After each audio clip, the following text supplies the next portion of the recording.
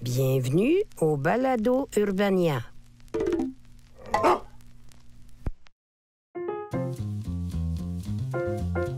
Eh bien, si c'est pas tous mes amis, et statistiquement quelques ennemis, réunis ici pour un autre épisode des pires moments de l'histoire. Le podcast où je vous raconte toutes les fois où ça s'est mal passé dans le passé, et ça alors que vous êtes possiblement en train de faire de l'anxiété avec le présent. Et vous auriez raison, il commence à faire chaud, souvent, et longtemps. Puis je vous avertis, moi, la seconde où le contrat social s'écroule, je deviens le roi des cannibales, et ce sera plus le temps de venir me voir pour me dire que vous aimez le podcast, les chums. Mais je m'égare. Vous serez malheureux d'apprendre que c'est une fois de plus le moment de la saison où la production me met littéralement le canon d'un revolver sur la tempe pour vous parler de contenu canadien.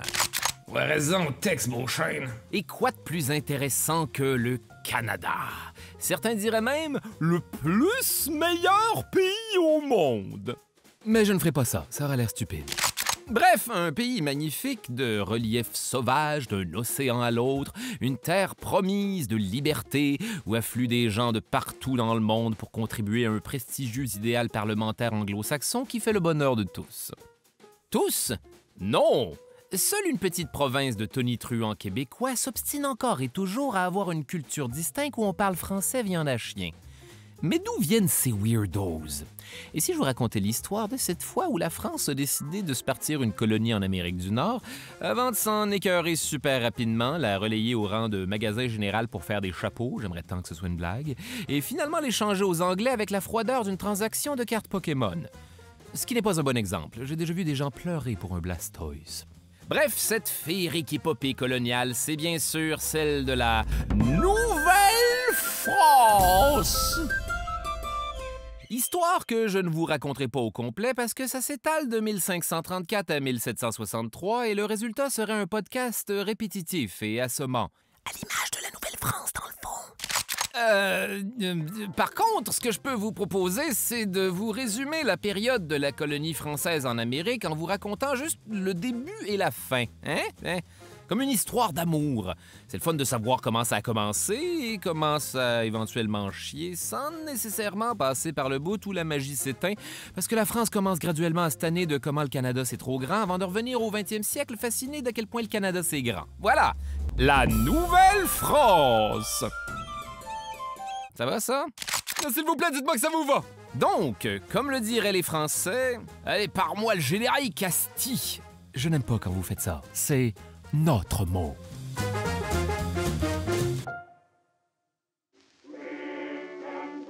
Jacques Cartier, les diamants du Canada.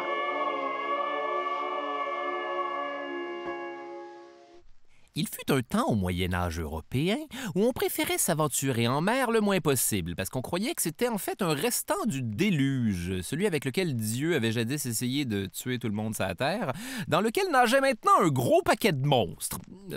Fair enough. Mais tout ça va changer au milieu du 15e siècle quand l'Empire ottoman va bloquer la route de la soie pour faire chier, privant ici les Européens des trésors de l'Asie, comme les épices, qui à l'époque se vendent littéralement au prix de l'or, parce qu'au Moyen-Âge, toute la nourriture est soit bouillie ou, dans le meilleur des cas, dégueu. Et là, vous connaissez l'histoire, c'est le début du grand âge de l'exploration maritime pour trouver une nouvelle route jusqu'en Asie.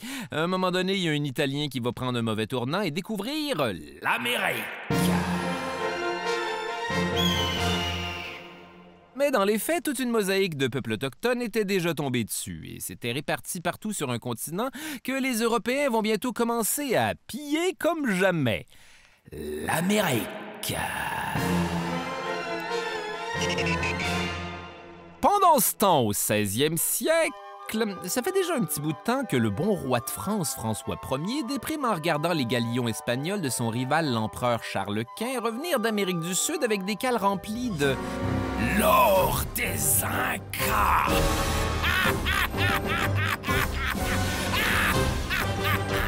Chose qui va s'arranger très rapidement quand le pape va assouplir le traité de Tordesillas qui divisait l'Amérique entre l'Espagne et le Portugal, puis là, personne ne pouvait aller là à part eux, sinon tu te faisais excommunier. Ouais, sauf que là, on va décider que cette règle-là s'applique pas aux territoires qui n'ont pas encore été explorés, genre l'Amérique du Nord. Oui, là, vous m'excuserez, je viens de passer ce paragraphe-là sur le pilote automatique. Je sais que c'est pas de la bouffe, mais on dirait que maintenant, j'ai juste envie de me commander des Tordesillas. L'affaire, c'est qu'étant donné que les bateaux espagnols sont revenus pleins d'or des Incas...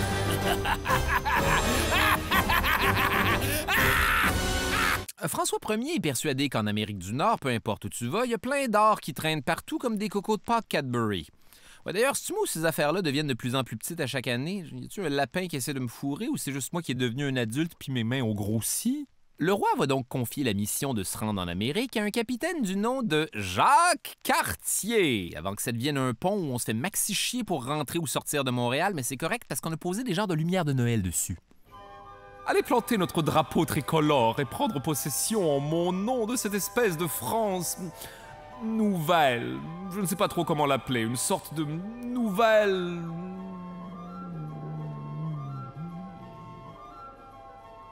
France. D'accord, mais comment est-ce qu'on va l'appeler? C'est donc le 28 avril 1534 que Jacques Cartier et un équipage boboche principalement composé de cousins éloignés partent pour le Nouveau Monde. D'ailleurs, cette première traversée de l'Atlantique va être effectuée en un temps record de genre 20 jours à une époque où, de façon générale, tout prend des mois à bord de bateaux de merde. Oh, tonnerre de Brest! Mais quelle est cette odeur dans la cale? Je me demandais la même chose, capitaine. Je crois que c'est soit le swing de certains matelots, soit le vomi d'autres matelots, ou alors les fientes des rats qui mangent nos rations de biscuits secs, à propos desquels on se disait récemment qu'il valait mieux les manger dans le noir pour ne pas voir ce qui grouille. Seigneur, que ça grouille! Oh, meurin d'eau douce, on ne perdra pas une minute de plus sur ce rafio! Mettez toute la gomme pour qu'on arrive à destination au plus vite, bande de bachibouzouk! Wow, capitaine! Quoi, c'est raciste? Honnêtement, aucune idée. En plus, on s'oriente approximativement avec genre des astrolabes, peu importe ça fait quoi dans la vie cette affaire-là. Ça a l'air d'une boussole cadran solaire et je suis déjà en train de perdre patience contre cet objet. Le 10 mai 1534, Jacques Cartier arrive donc sur les côtes de Terre-Neuve, près du cap de Bonne-Visite. Ce qui me laisse croire qu'il existe un cap de la mauvaise visite. Ouais, là où les gens arrivent jamais à l'heure, amènent juste un sac de chips pour le party, puis ils repartent avec leur bouteille de vin à la fin de la soirée comme des cheapas. Bref, dès son arrivée dans le golfe du Saint-Laurent, l'équipage d'Européens va pour la première fois entrer en contact avec d'autres Européens. Ah ouais? Détail intéressant. Ouais, la vérité, c'est que ça fait déjà un certain temps au 16e siècle que les côtes de Terre-Neuve sont, je ne vous niaise pas, le spot secret des pêcheurs basques pour venir pogner plein de morues en cachette. En fait, Jacques Cartier est très possiblement tout à fait au courant de tout ça et il est peut-être même déjà venu pêcher là lui-même. Suite à quoi on se dépêche de faire comme si de rien n'était et on va redescendre vers le sud jusque dans la baie des Chaleurs, où Jacques Cartier et son équipage vont être accueillis par des membres de la nation Micmac, qui se prononce en fait Mi'kmaq, dans ce qui sera le premier contact. En fait, non. Les Autochtones font déjà du troc avec les pêcheurs basques depuis belle lurette et la raison principale pour laquelle Jacques Cartier va aller à la rencontre des Mi'kmaq, c'est que c'est eux qui leur faisaient signe de s'arrêter en agitant des fourrures sur des bâtons comme des drapeaux. En fait, Jacques Cartier se rend compte que pour un premier contact, c'est même un peu business as usual. Ouais, Européens, par ici! Êtes-vous toujours game de faire comme d'habitude et d'échanger des peaux de bêtes contre vos objets complètement capotés comme ce que vous appelez des récipients en métal?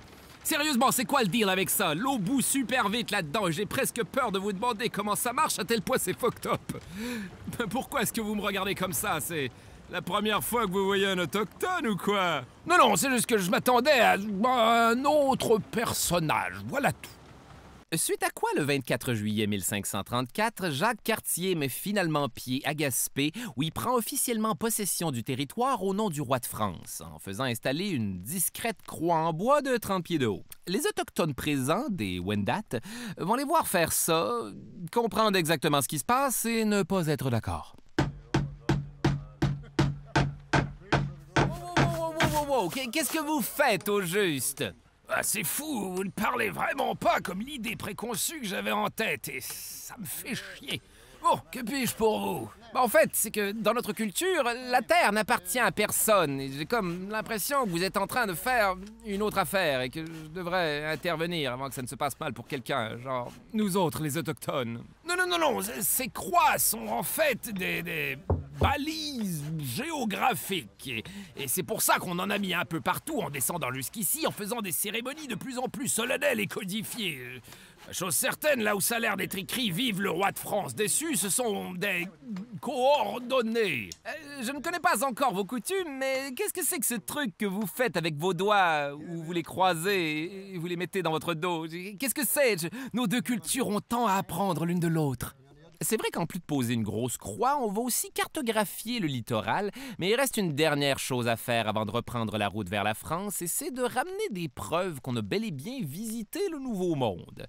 Et vu que les aimants de frigo et les t-shirts qui disent « Je suis allé au Nouveau Monde et tout ce que j'ai ramené, c'est ce t-shirt » n'existent pas encore, on va ramener plutôt en souvenir 2 Wendat. Il y en a qui disent que ceux-ci se seraient portés volontaires, mais la réalité ressemblait pas mal plus à ça. Détail dark. La plupart des Autochtones qui étaient ramenés en Europe mouraient là-bas, soit de maladies transmises par les Européens ou de ce qu'on appelait la langueur, qui est surtout une façon poétique de dire être déprimé à mort parce qu'on est super loin de tout ce qu'on n'a jamais connu, dans des villes qui puent, à manger de la bouffe qui pue, puis où tu peux juste parler à des Blancs du 16e siècle qui puent, parce qu'à une certaine époque, on se lavait, mais là, on le fait plus. Détail phoné pour compenser. Heureusement, ça ne va pas arriver aux 2 Wendat que Jacques Cartier va ramener en France. En fait, ce qui va leur arriver, c'est surtout qu'ils vont trouver que les Européens battent vraiment beaucoup leurs enfants. Ce qui n'est pas le fameux bout de phoné dont je parlais. Pourquoi j'ai décidé de parler de ça, moi? Ah oui, ce qui va se passer, c'est qu'étant donné, je vous le rappelle, que l'objectif, c'est de trouver de l'or et des diamants, on va montrer des métaux précieux au duo qui va répondre qu'on peut effectivement trouver ces métaux-là en Amérique dans le royaume légendaire de Saguenay, qui à l'époque n'était pas encore connu pour sa population de sympathiques alcooliques fonctionnels. Mais c'est pas encore ça qui est amusant, en fait, c'est que la différence entre l'or et un métal simplement brillant, comme de la pyrite de fer, est inconnue des Wendat. Et ça, vous pouvez être certain que quelqu'un va bien se faire baiser là-dessus plus tard. Donc, le 19 mai 1535, Jacques Cartier repart pour une autre expédition avec 3 navires cette fois-ci, la Grande Hermine, la Petite Hermine, puis un 3e. L'Hermine médium, l'Hermine adéquate, la plus petite Hermine, qui sait? D'ailleurs, je sais pas trop c'est quoi le trip avec les Hermines, quel animal vicieux. Presque aussi vicieux que la traversée de l'Atlantique, qui cette fois-ci va durer 50 jours de mal de mer, de scorbut et de général emmerdement jusqu'à ce que le 16 juillet, la Grande Hermine arrive à un endroit qui s'appelle les Rochers aux Oiseaux, plein de fous de bassin. On va d'ailleurs prendre le temps de se ravitailler avec une coupe d'oiseaux.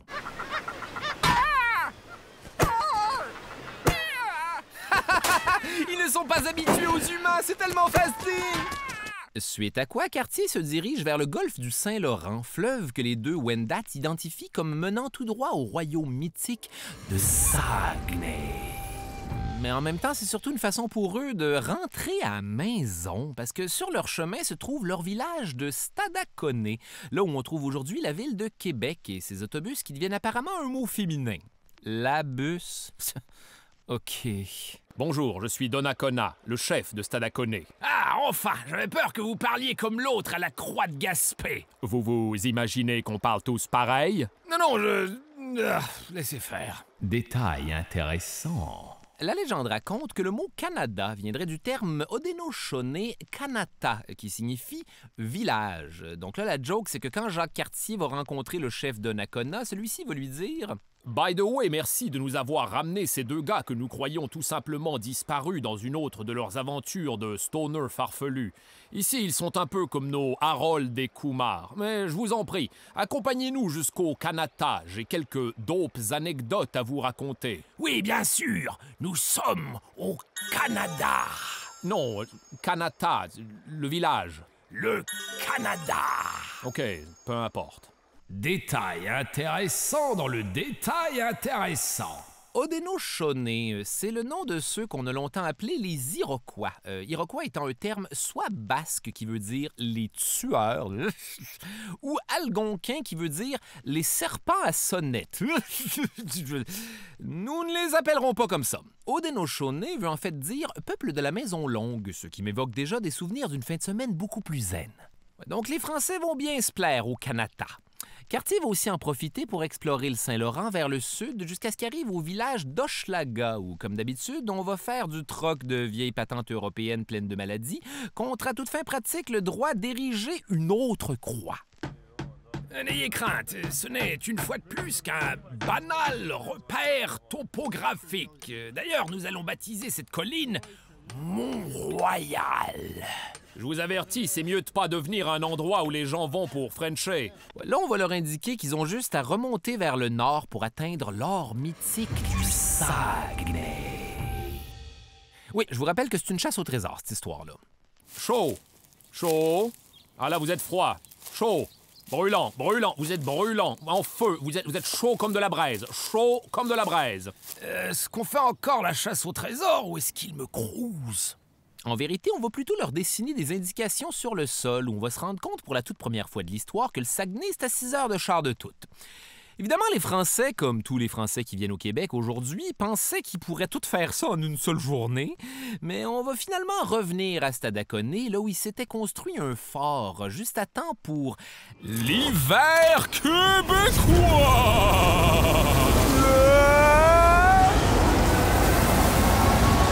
Détail dark. Évidemment, comme tous les Français qui viennent ici, ils vont trouver que les hivers à moins 30, moins 40 degrés Celsius, c'est trop pour eux. Et malheureusement, leurs bateaux sont maintenant proverbialement jammés dans la glace. C'est là que va s'ajouter une deuxième contrainte de merde, le scorbut, qui est une maladie due à une carence de vitamine C qui te fait saigner des yeux, gonfler les membres avec des bouts noircis pendant que tes dents tombent une à une comme dans tes cauchemars, parce que tes gencives spongieuses s'effritent en une cascade de juice. En tout cas, je sais pas ce que ce rêve-là veut dire, mais moi je le fais souvent celui-là. Si bien qu'en février, sur un équipage d'une centaine de personnes, il en reste juste une dizaine sans gros membres qui puent. À un moment donné, les Autochtones vont finir par s'inquiéter. Yo, au village, on a remarqué que les Blancs ont l'air pas mal malades et pas mal pâles et puants. Plus que d'habitude, je veux dire. Fait qu'on vous a amené des tisanes médicinales à base de cèdre. Ça alors que le Grand Creek me croque, mes yeux saignent de moins en moins et je me sens sensiblement moins pourri de l'intérieur. Capitaine, capitaine, est-ce qu'on peut avoir de la tisane miracle, nous aussi? Nos membres sont si gros et nos veines si noires. Non, je suis maintenant prêt à tuer pour plus de médicaments. Reculez! Recule! Le premier qui touche à ma tisane, je le fais passer par-dessus bord. Bougre d'extrait, le moule à gaufre, d'Australopithèque, de chouk-nouya! Vous croyez que les jeunes ont le référent de ce que je suis en train de faire? Et après cet hiver de merde, Jacques Cartier et les quelques marins restants vont décider que c'est peut-être le cue pour revenir en France. Mais juste avant de partir, ils vont en profiter pour s'adonner un petit classique. Ah, merci pour tout, Donnacona. Vous et votre peuple avez été exemplaires. D'ailleurs, pour vous remercier avant de partir, j'aimerais vous montrer un petit quelque chose à vous et pourquoi pas ces deux membres de votre famille. Suivez-moi dans ma cabine. C'est mieux de ne pas être une astuce pour... Oui, me semblait aussi. On va les ramener en Europe et cette fois-ci, ils vont tous mourir de maladie. Fast forward 4 ans plus tard et on est prêt pour une 3e expédition pour piller l'or du Saguenay. Cette fois-ci, on décide effectivement d'y aller méga budget. L'objectif, c'est de créer une colonie permanente. On embarque donc plein d'artisans. Le roi fait vider les prisons pour envoyer tout ce monde-là payer leurs dettes en Nouvelle-France parce qu'il n'y a rien de plus fiable pour partir une colonie sans supervision que des criminels. On va aussi envoyer une flotte de bateaux avec plein d'équipements militaires, des soldats, des chevaux, mais il faut croire qu'ils étaient moins têtes sur l'organisation que les ex-prisonniers parce qu'ils seront pas prêts à temps pour le départ de Jacques Cartier. Oui, finalement, partez sans nous. On va vous rejoindre dans 1 mois, OK?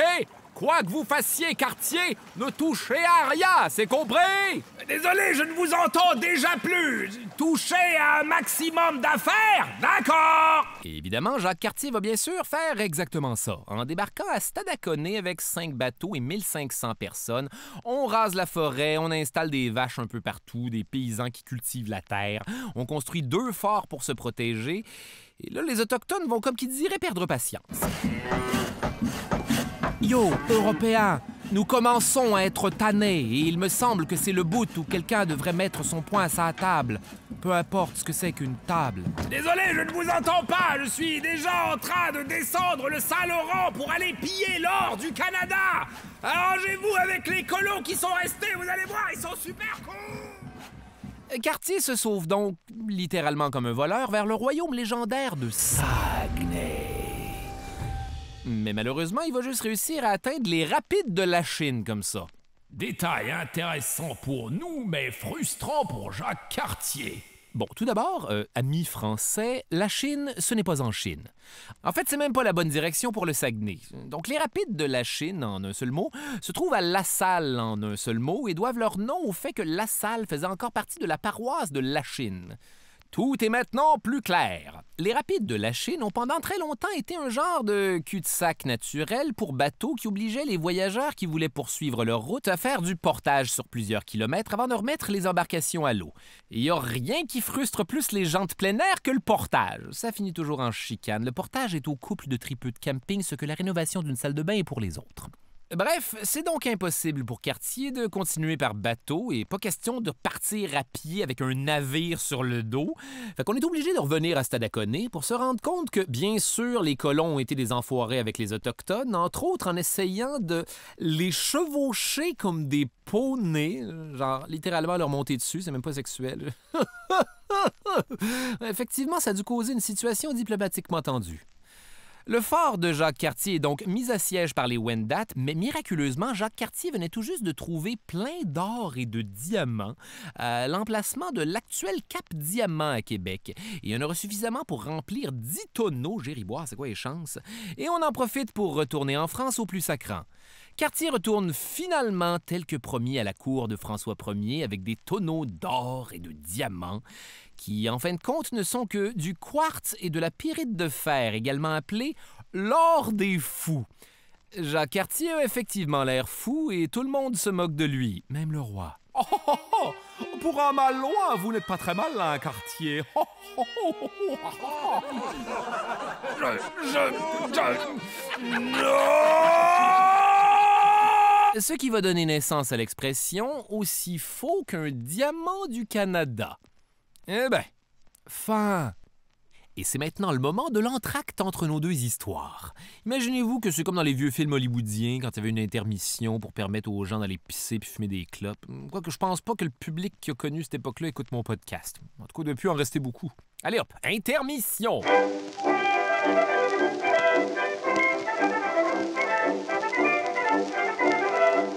De retour à la Nouvelle-France. Pendant que vous faisiez pipi, notre bon vieux chum, le navigateur Samuel de Champlain, a fondé en 1608 le premier comptoir permanent de traite des fourrures à Québec, ville qui, je vous le rappelle, a grosso modo pris la place du village de Stadacone, et le commerce de vieux animaux morts va devenir la raison d'être de la colonie. Voilà, l'histoire du Québec. Et dire qu'il y en a qui ont eu la Grande Muraille de Chine et Napoléon Bonaparte. Allez, on repart! La bataille des plaines d'Abraham.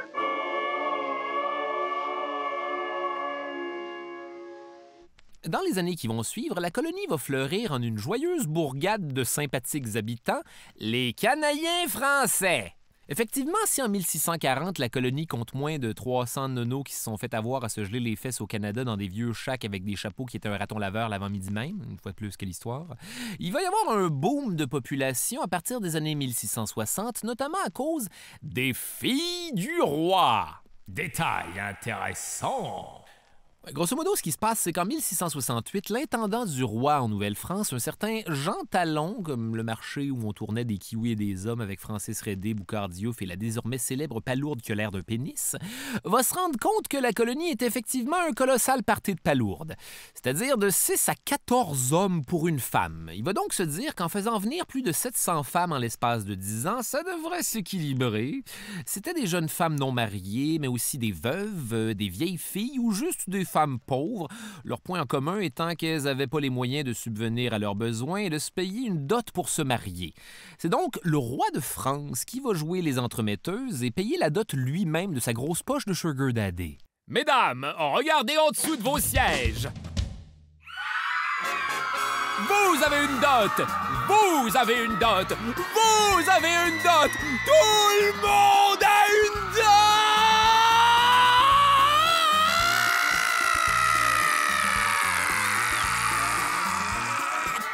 dot! Histoire que les soirées dansantes en Nouvelle-France, ce soit autre chose que 14 dudes qui dansent entre eux pendant que la seule femme sur le plancher est complètement surbookée. Ces filles du roi vont donc faire le voyage de l'autre côté de l'Atlantique, ce qui est pratique, j'imagine, quand t'es une gang de filles, parce qu'elles peuvent se tenir les cheveux entre elles lorsqu'elles ont des hauts le cœur à cause du mal de mer. Détail dégueulasse, mais intéressant néanmoins. À l'époque, pour ramasser quand tu vomissais par terre dans le bateau, on faisait entrer les cochons qui mangeaient le vomi. Intéressant, non?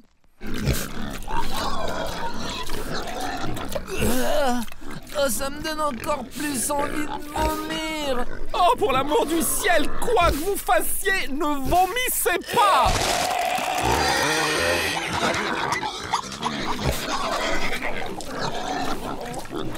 Quand elles arrivent finalement à Québec, les hommes attendent impatiemment les filles du roi sur le quai en faisant « Oh! »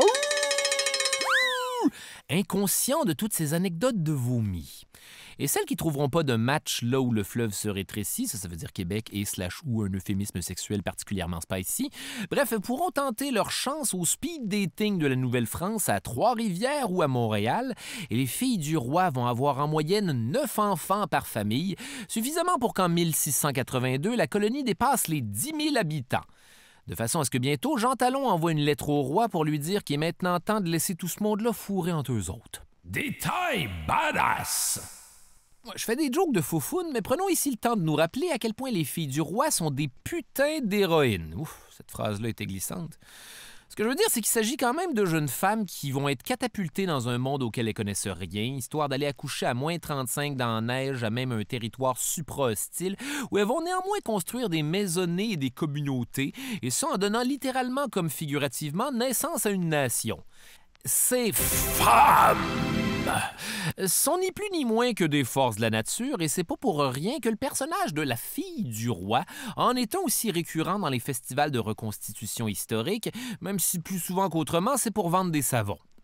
Entre-temps, les Anglais se sont installés sur la côte atlantique en Virginie et en Nouvelle-Angleterre, où ils vont établir 13 colonies composées de gens dont plus personne voulait en Angleterre pour 13 raisons différentes, mais qui en Amérique vont devenir un tout super fonctionnel, avec des industries et des ports ouverts à l'année longue où les bateaux sont pas pognés dans la glace.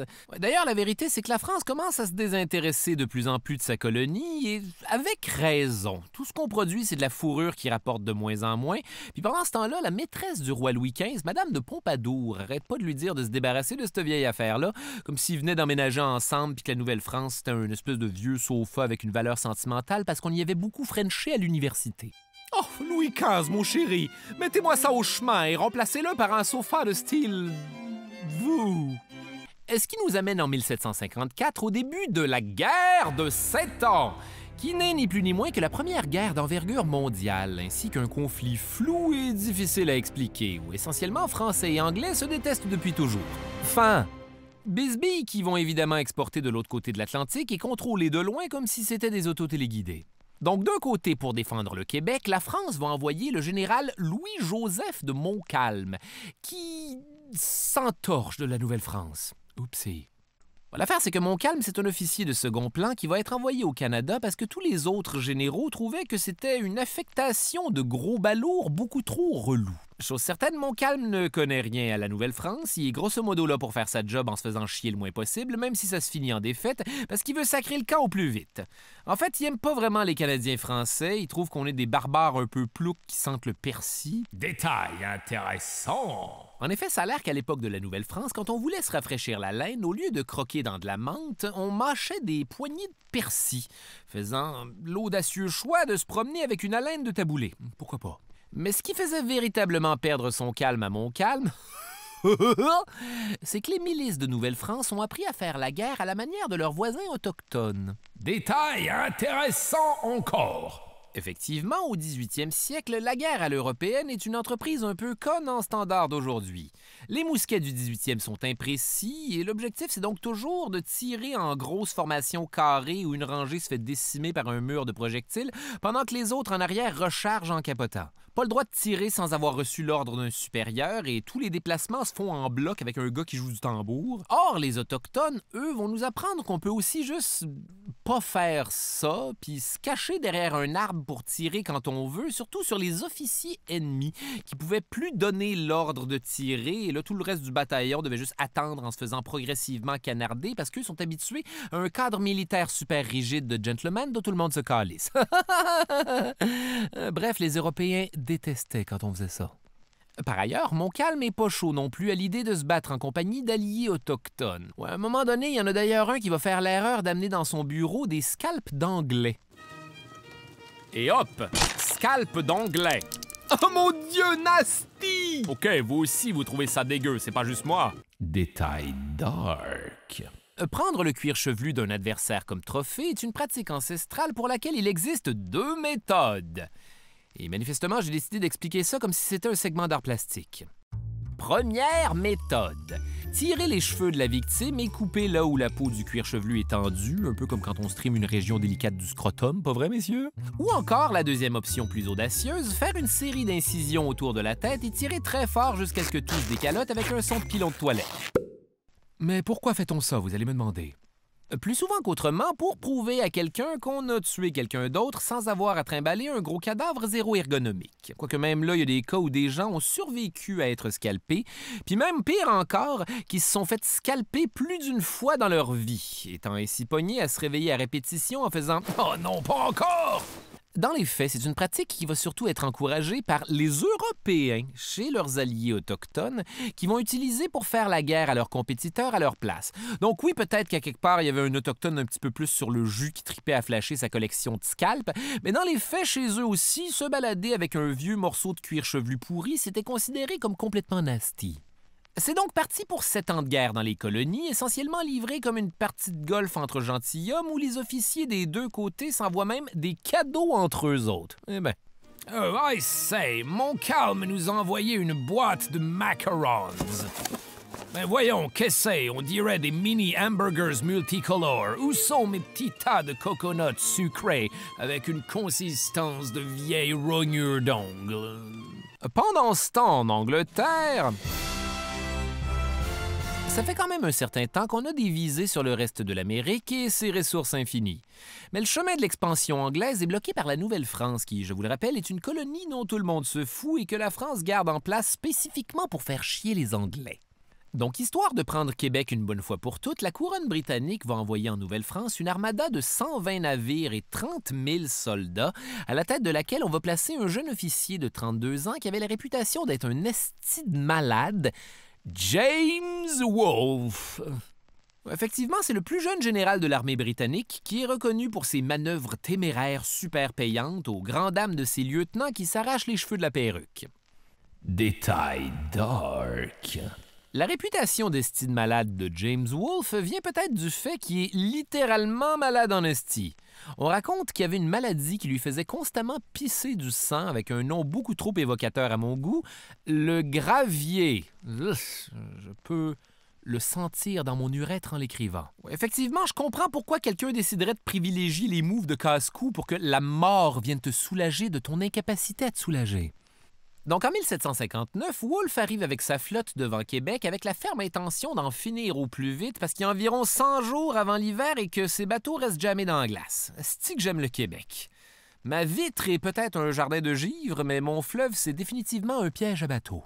Par ailleurs, en arrivant, Wolfe est très impressionné par les défenses de Québec, qui, pour ceux qui n'auraient pas encore eu la chance d'aller visiter la ville pour se faire prendre en photo devant le château Frontenac avec une grue qui ruine toute, est une ville fortifiée qui surplombe des falaises dans un passage étroit plein de grosses roches, ce qui rend l'invasion hasardeuse et doit rappeler à Wolfe la situation avec son urètre. La guerre psychologique est commencée, à ce que je vois. Well played, Montcalm, well played. Bon, tout le monde, bouchez-vous les oreilles. J'ai une très grosse envie de pisser, alors ça risque de résonner jusqu'aux chutes Montmorency. Et à partir de ce moment-là, ça va être le début d'un titanesque sketch de Tom et Jerry entre Wolfe et Montcalm. Tout d'abord, Montcalm va commencer par envoyer des barques pleines de tonneaux de poudre allumés aux Anglais, mais les mèches vont être mal calibrées et tout va péter beaucoup trop tôt. Haha, stupide Wolfe, tu es tombé dans mon piège.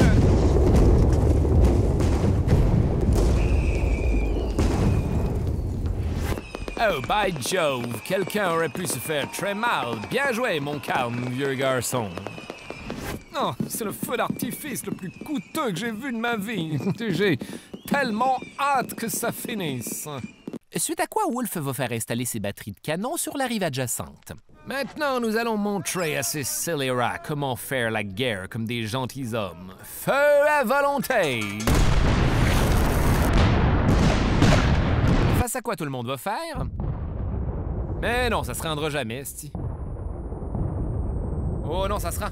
Esti que ça se rend. Oh, ça se rend! Ça se rend tellement! Et la ville va être pilonnée comme une marmotte à la foire pendant 2 mois et demi. Pendant ce temps-là, Montcalm reste confortablement retranché dans ce qui reste de Québec. Puis là, l'automne arrive et les Anglais, de plus en plus pressés, doivent se dépêcher s'ils veulent pas être pognés dans la glace et obligés de pelleter. Et malheureusement pour eux, il leur sera impossible d'utiliser ma technique et juste sortir du banc de neige en te donnant de 12 à 42 swings à pleine vitesse avec ton char. Pour Wolf, c'est la dernière chance. Et ça tombe bien parce que c'est pile à ce moment-là qu'il va avoir une idée de malade. C'est-à-dire un débarquement de nuit à L'Anse-au-Foulon où se trouve une falaise abrupte où passerait jamais une armée en temps normal, menant directement à côté de Québec sur les plaines d'Abraham. Oh oh! La bataille des plaines d'Abraham. Donc, dans la nuit du 12 au 13 septembre, Wolfe et son armée se laissent dériver en pleine obscurité dans des canots et par une chance très enrageante pour Bis de Loco-Locasse, ils vont arriver au bon endroit sans encombre. En fait, non. En chemin, il y a un Français qui va les spotter, mais heureusement, les Britanniques avaient un gars qui parle français. Halte là! Qui vive? Nous amenons des provisions de Montréal. Tout est super normal. Ah, merci, ami français. Non, merci à toi de faire sûr que tout est OK. Hey, vous seriez pas un petit gars de l'Outaouais par hasard? Bref, à 4 heures du matin, les Anglais atteignent leur destination. En fait, non. Ils vont rater l'Anse-au-Foulon avec les premières barques et arriver à un endroit encore plus à pic qu'on escalade anyways en transportant nul autre que des canons parce qu'on pense que c'est la même falaise. Tout ça de nuit en s'envoyant des branches d'en face. Ouch! Oh! Ow! Oh! Ouch! Ceci est très peu orthodoxe. Oh! Ouch! Quoi que vous fassiez, ne lâchez pas le canon, vieille arme. Ouch! Et on se ramasse ainsi directement à l'intérieur du dispositif de défense français avec 4000 hommes, les armes, la poudre, le matériel, plein de scratch de branches d'en face puis 2 canons. Sauf que les Anglais se rendent compte bien vite que personne les attend sur les plaines d'Abraham. Ce qui se passe, c'est que Montcalm, de son côté, était persuadé qu'ils allaient débarquer sur la plage de Beauport, où il les attend de pied ferme, mais 100% au mauvais endroit, et de par le temps que quelqu'un vienne le prévenir, il est déjà 7 heures du matin, et Wolfe s'emmerde maintenant tout seul avec un petit 3000 soldats supplémentaires. Donc Montcalm arrive vers 9h30 à plein galop en faisant « Merde, merde, merde, merde, merde, ya! Merde, merde, merde, merde, ya! » Malheureusement pour lui et ses chances de gagner, même s'il y a beaucoup plus de soldats que les Anglais, ceux-ci sont essoufflés parce qu'ils joguent en arrière depuis Beauport. Et de son côté, Wolfe va se rendre compte que les forces sont déséquilibrées, mais dans un autre gamble de malade, il va essayer d'annuler l'avantage du nombre en ordonnant à ses soldats de charger 2 balles par mousquet, ce qui devrait faire 2 fois plus de dommages, mais il faut que tu tires 2 fois plus proche. Un plan follement génial qui ne peut que sortir de l'esprit imprudent de quelqu'un qui a donc hâte d'en finir parce qu'il sait qu'il ne pourra pisser confortablement que dans la mort. Ouais, ça fait pas mal de jokes de gravier. C'est la dernière, promis. Non, je crois qu'il en reste encore un peu.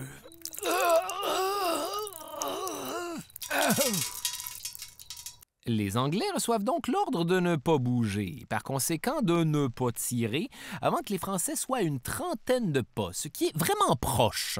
Et pour ne pas bouger, ils vont pas bouger, parce que même quand ils vont se faire tirer dessus par les milices et les alliés autochtones qui vont freestyle sans attendre les ordres des Français, les troupes vont se laisser tuer avec un flegme dangereusement anglo-saxon. Oh. Oh. Oh. Seigneur. Oh. C'était manque cruellement de citron. Oh. Et 300 d'entre eux vont mourir comme ça avant même le début de la bataille. Là, ça part. Montcalm s'est fait supplier d'attendre des renforts, mais il va pas faire ça parce qu'il croit que les troupes de Wolfe, c'est juste une avant-garde britannique et il doit se dépêcher de les éliminer avant l'arrivée de forces qui n'existent pas. Donc, il va donner l'ordre aux soldats français de tirer et se rendre compte que ceux-ci sont beaucoup trop loin. Au lieu, on va essayer de charger les Anglais, mais ils sont tellement loin que la charge est super longue, donc tout le monde arrive essoufflé comme des gros trentenaires bedonnants. Ça se désorganise en cours de route, on va s'emballer puis s'arrêter, peut-être un petit peu trop proche des Anglais, genre à moins de 30 pas, avec le même effet que quand tu trichais à Duck Hunt puis que tu collais ton gun directement sur la TV.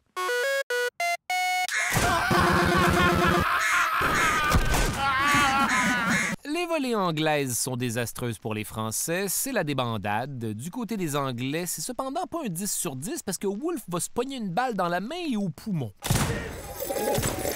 Ah! Ma plus belle tasse. Et on le retire du champ de bataille où, dans ces derniers instants, il va pouvoir dire adieu à sa vessie granuleuse et observer les Français en déroute en faisant « Oh, je meurs et ce running gag aussi. » Montcalm, quant à lui, va être atteint d'une balle dans le dos et mourir la nuit suivante en faisant « Oh, moi, je ne verrai pas les Anglais entrer dans Québec. C'est moi ou c'est pas aussi le fun que pour Wolfe. »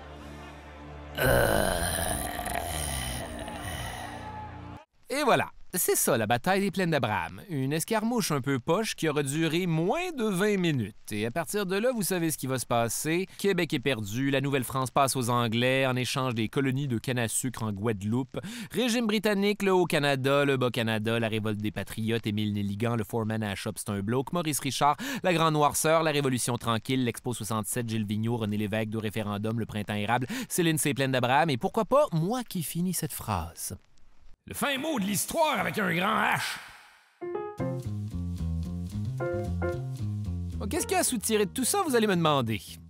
L'histoire de la Nouvelle-France, c'en est une, oui, d'aventure et d'exploration, mais aussi de beaucoup de violence et de roublardise relative à un monde à la frontière de la carte pour les Européens qu'on va constamment essayer de voler aux nations autochtones. Et ça dans une espèce de Far West français avec ses propres brigands de grands chemins, des coureurs des bois, ses propres évasions spectaculaires, de la torture, des exécutions, de la débauche, des totons, et éventuellement le Québec tabarnak, qui est encore aujourd'hui quelques-unes de ces affaires-là. On a souvent tendance à relire l'histoire du Québec en se disant « Ah, les choses auraient été bien différentes si telle affaire s'était passée ou si telle autre affaire s'était pas passée. » Oui, je veux bien, mais... Et là, attendez, avant de venir vandaliser ma maison, et si tout ça faisait partie de notre identité? Ouais, dans les siècles qui vont suivre la conquête, on va essayer d'assimiler les francophones et d'en faire de bons citoyens britanniques, mais vous remarquerez, les amis, que vous êtes actuellement en train d'écouter un podcast en français, et ce, au 21e siècle, dans un continent majoritairement anglophone. Et c'est pas merveilleux, ça? On est restés les seuls sur tout le continent nord-américain à préférer le Pepsi. Ouais, s'il y a des Français qui nous écoutent, sortez de la pièce, c'est plus pour vous ce bout-là. Bon, maintenant qu'on est entre kebs, j'aimerais juste conclure en vous rappelant à quel point on est chanceux d'avoir cette bonne vieille province où on mène des existences sensiblement paisibles parce que tout le monde se sac de nous autres. Maintenant, faites-moi le plaisir de garder le secret et pour l'amour du ciel, arrêtez de le dire aux Français. Je m'appelle Charles Beauchesne et le cauchemar se poursuit dans un prochain épisode.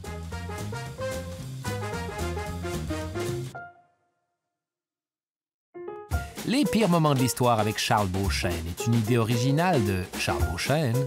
Au texte et à la recherche, Charles Beauchesne, Audrey Rousseau et François de Grandpré, qui remercie également le professeur Robert Falcon-Ouellet pour ses précieux conseils. À la réalisation, Barbara Judith Caron. Au montage, Alexandre Sarkis. Au son, le studio La Chope. À la coordination, Dominique Maheu. À la production, Rosalie Granger. Producteur exécutif, Raphaël Huysmans et Philippe Lamarre. Les pires moments de l'histoire avec Charles Beauchesne est une production Urbania.